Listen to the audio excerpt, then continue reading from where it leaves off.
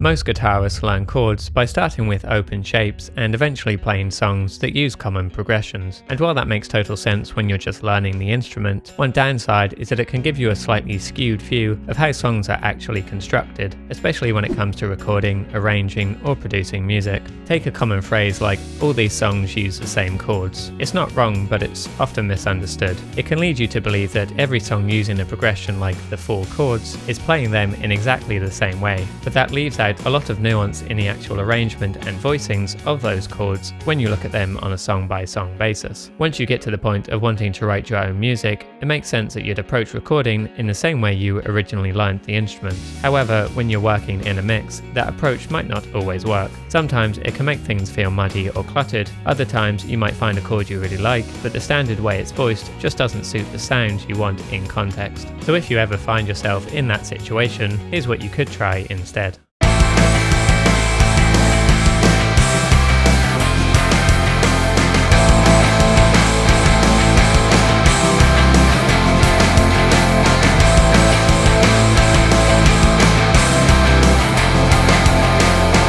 Split the notes of those chords across multiple guitar tracks or even multiple instruments. You'll still get the sound of the chord you want to use, whether that's a simple open chord or something slightly more complex like a 7th or 9th, but you'll have much more control over how each chord tone sits and reacts to everything else in the mix. This lets you manipulate and process each layer separately, giving you far greater flexibility over how your chords actually sound. In short, play smaller parts to give yourself a bigger sound.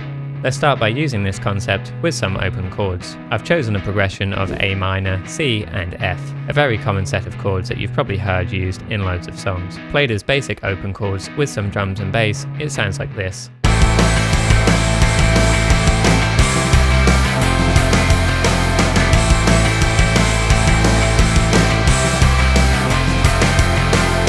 And while I don't think that sounds bad, it's not really the sound I had in mind, even though I like how the chords function together. I was imagining something tighter and more mid-forward, and I felt like all those ringing open notes were taken away from that. So I decided to voice the chords differently to get closer to what I wanted. I created a 3-part arrangement, 2 doubled guitars playing the lower parts of the chords, and 1 center guitar playing the higher voicings. Starting with the doubles, I used simple power chords to give me a low, dense foundation. For the A minor chord, I just played an A and E, starting on the 5th fret of the low E string. For the C major, I inverted the C power chord so that the G was the bass note, the lowest in pitch, played along with the usual shape. And for the F major, it was a regular power chord shape starting on the 1st fret of the low E string.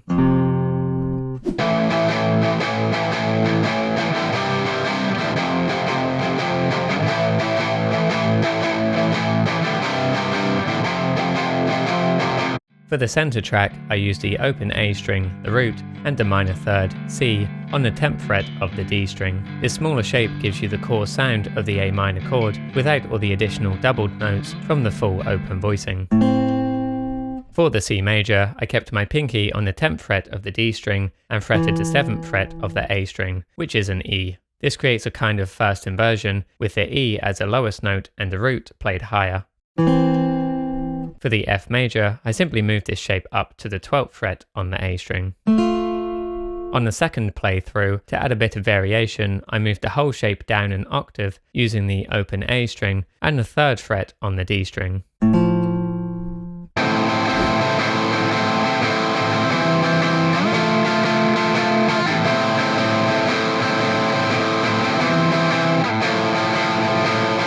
So although you're no longer playing full major or minor chords on each track, when combined they cover all the notes that make up those chords, giving you the same progression but with a very different sonic texture.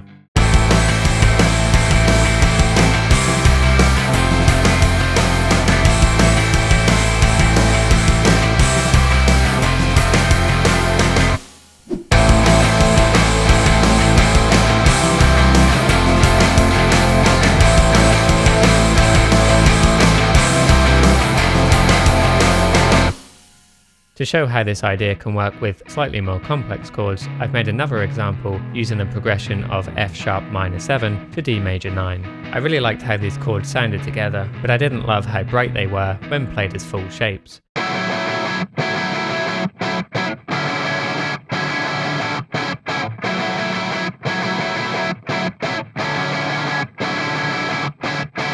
It just didn't suit what I had in mind for this part. So again, I split them into a 3-part arrangement, 2 doubled guitars and 1 center guitar. You don't have to do it this way either. You could do everything using 2 guitars instead, or far more than I'm using here. The 3-part arrangement just sounded good to me, based on where I wanted to take things. The 2 doubles play the exact same thing. For the F sharp minor 7, I used a lower partial shape to get a darker, grungier tone. That shape includes the F sharp on the 2nd fret of the low E string, an open A string, and the octave of the F sharp on the 4th fret of the D string. It sounds like this.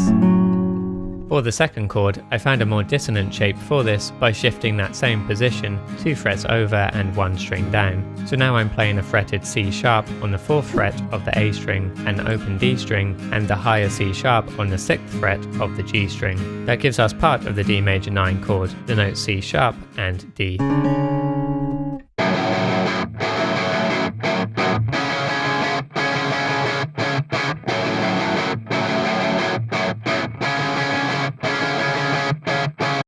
We still need F sharp and E to complete the chord. The nice thing here is that both F sharp minor 7 and D major 9 share these 2 notes, so I returned to the original shape from the F sharp minor 7 and removed the higher octave root and minor 3rd, leaving me with just 2 notes.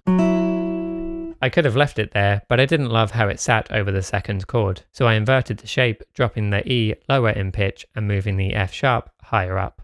Same notes, just different octaves, and a better fit for what I wanted.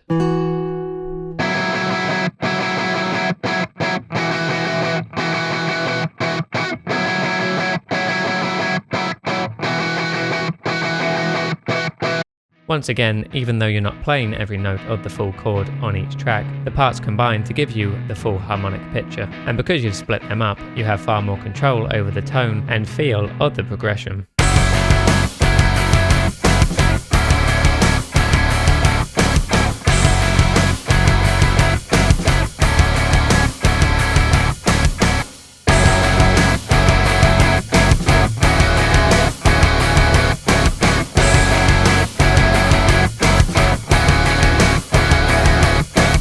This technique is really simple if you already have a wide chord vocabulary to pull from, but if you don't, check out this video next to learn loads of interesting shapes you can start using to get the most out of it.